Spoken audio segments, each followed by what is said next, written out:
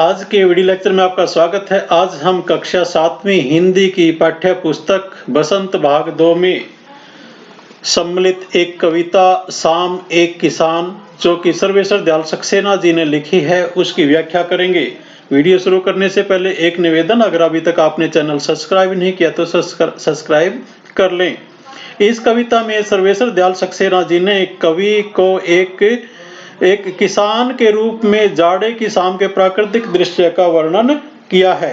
इस प्राकृतिक दृश्य में पहाड़ बैठे हुए किसान की तरह दिखाई दे रहा है। जिस प्रकार से आप इस चित्र में देख सकते हैं कि एक पहाड़ है, लेकिन ऐसा लग रहा है कि एक किसान है और जिसने अपने सिर के ऊपर एक साफा पहन रखा है। तो यहाँ पर एक पहाड़ का एक किसान के रूप में चित्रण किया गया है। तो आइए कविता की व्याख्या शुरू करते हैं।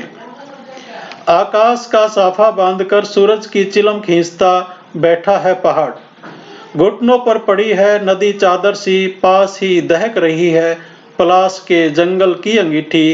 अंधकार दूर पूर्व में सिमटा बैठा है भेड़ों के गल्ले सा।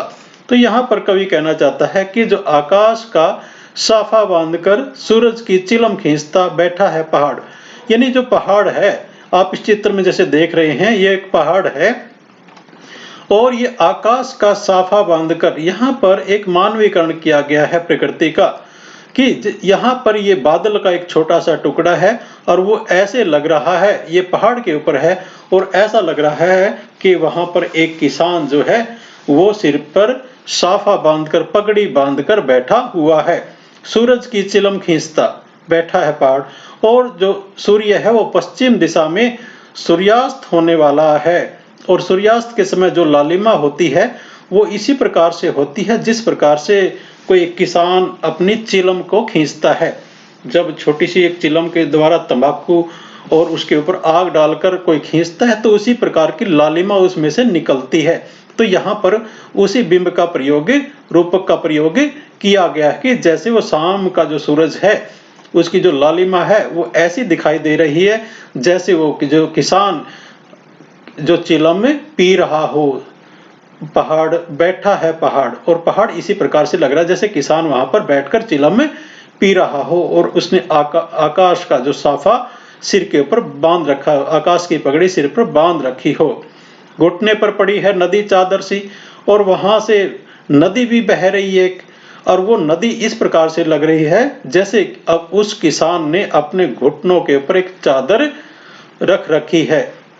पास ही दहक रही है पलाश के जंगल की अंगीठी। और प्यारे बच्चों, जो पलाश का जो पेड़ होता है उसके जो फूल होते हैं वो लाल रंग के होते हैं और जब पलाश के जो में फूल आते हैं तो उसके जितने पत्ते हैं वो सारे के सारे झड़ जाते हैं, केवल लाल लाल फूल रह जाते हैं। और जब पलाश का जो जंगल होता है वो इस प्रकार से लाल अंगीठी की तरह लगता है। तो इसलिए यहाँ पर कवि ने कहा कि पास ही दहक रही है, दहक यानी जल रही है। ऐसा लग रहा है कि जो जंगल के, जो पलाश के जंगल की अंगीठी जल रही है, यानी क्योंकि चारों तरफ पलाश के जो पेड़ हैं और उनके ऊपर जो लाल लाल रंग के जो फूल खिले हुए हैं, इस प्रकार से लग रहा है जैसे जंगल की अंगीठी हो और वो दहक रही हो, उसमें से आग निकल रही हो। अंधकार दूर पूर्व में सिमटा बैठा है भेड़ों के गल्ले सा। और जो अंधकार है वो दूर पूर्व दिशा में है। जैसे कि आप सभी जानते हैं कि सूर्य पश्चिम में अस्त होता है, तो जब सूर्य पश्चिम में अस्त होगा तो यहाँ पर थोड़ा थोड़ा प्रकाश रहेगा, लेकिन पूर्व दिशा के अंदर अंधकार उस समय रहता है। थोड़ा थोड़ा स्टार्ट अंधकार होना शुरू हो जाता है और ऐसा लगता है कि जो अंधकार है वो भेड़ों के गल्ले सा, यानी भेड़ जब इकट्ठी हो, झुंड होता है उसकी तरह वो सिमटा हुआ बैठा, जिस प्रकार से भेड़ एक दूसरे से सिमटकर बैठ जाती हैं। आगे कवि लिखते हैं कि अचानक बोला मोर जैसे किसी ने आवाज दी, सुनते हो चिलम औंधी धुआं उठा, सूरज डूबा अंधेरा छा गया।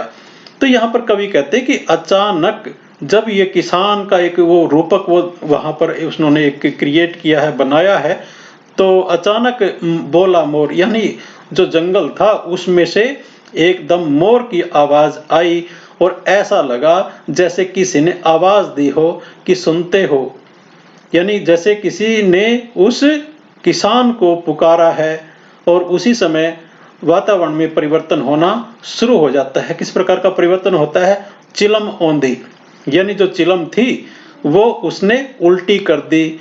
उल्टी यानी उसकी जिसकी जो आग थी वो नीचे गिरा दी। इसका मतलब ये है कि जो सूरज था वो ढल गया है, धुआं उठा। और जिस प्रकार से आप देख सकते हैं कि जो गांव देहात के अंदर शाम को जिस प्रकार से शाम ढलते ही चूल्हों से और धुआं उठना शुरू हो जाता है। सूरज डूबा, यानी सूरज जो है वो डूब गया था, छिप गया था और चारों तरफ अंधेरा छा गया था। तो यहाँ पर कवि सर्वेश्वर दयाल सक्सेना ने जो शाम का जो एक समय होता है, शाम के वक्त को एक किसान के रूप में चित्रित किया है। और वो किसान जो ऐसा लग रहा है कि एक पहाड़ के रूप में सिर पर साफा बांधकर और वो अपने चिलम के साथ वहां पर बैठा हुआ है।